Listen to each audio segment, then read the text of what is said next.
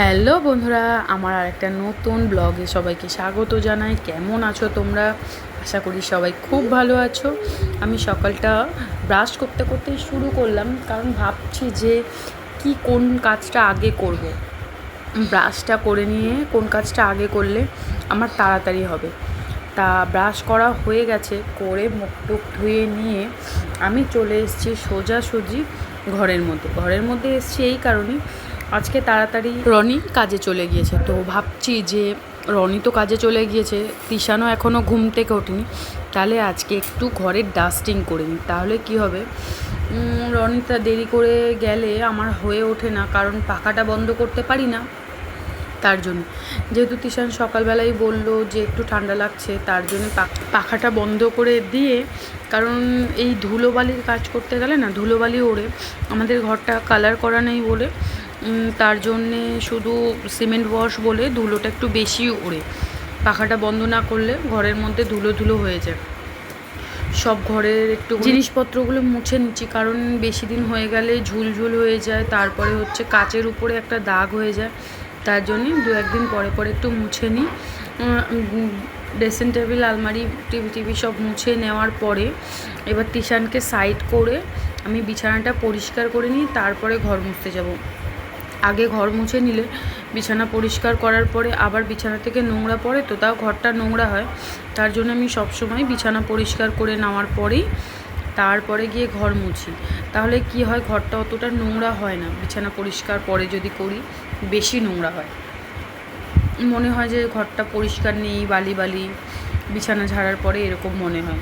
Regular বেসিসে আমি এরকম করেই ঘর পরিষ্কার করি, কারণ এরকম করে পরিষ্কার করলে করে দরজাটা বন্ধ করে দিলে তাহলে আর ঘরের মধ্যে আমার নোংরাটা অত হয় না। জানলা বন্ধ করেই রাখি বেশিরভাগ টাইমই।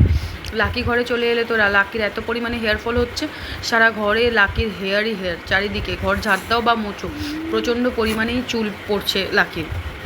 তার জন্যে এখন আমি ঘরটা মুছেই দরজাটা বন্ধ করে রাখবো। আর লাকিকে আজকে বারান্দায় রেখেছি, কারণ হচ্ছে ওই বেশ কিছুদিন ধরে বেশি একটু বদমাইশি করছে, বাইরে বেরিয়ে যাচ্ছে, খোয়া তারপরে মাটি খেয়ে ফেলছে, এটাতে ওর বমি হচ্ছে। তার জন্যই সকালবেলাটায় বিশেষ করে বারান্দার মধ্যে ওকে বেঁধে রাখি, কলাপসিকল দিয়ে দরজাটা খুলে, তাহলে সবাইকে দেখতে পারে, তারা চুপচাপ থাকে। আমি ঘর মোছার জলটা দিয়েই এই আমার ব্যালকনিতে কিছু গাছ লাগিয়েছি, সেই জায়গাগুলো ধুয়ে দিই, কারণ বাইরের ধুলোবালিটা না এসে এখানে জমাট হয়। ছেলে লাকি দুজনেই জানলাতে যায়, তা ওদের গায়েও নোংরাটা লেগে যায়। তার জন্যই একটুকুনি ওই জল দিয়েই পরিষ্কার করে নিই, তাতে ওর জায়গাটাও পরিষ্কার থাকে, ওদের গায়েও ধুলো লাগে না।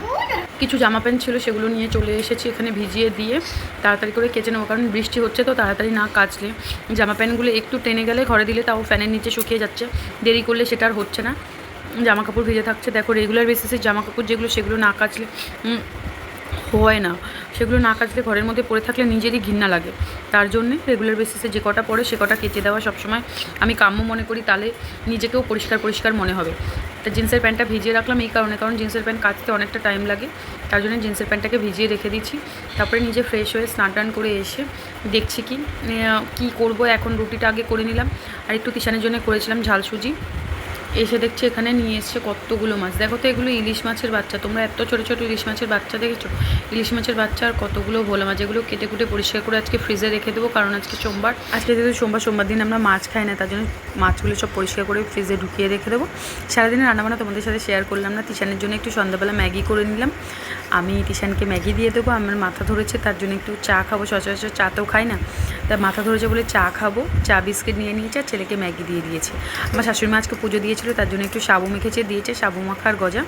আজকে এত অবধি, কালকে দেখা হবে আবার নেক্সট ভিডিওতে। বাই বাই, সবাই ভালো থেকো।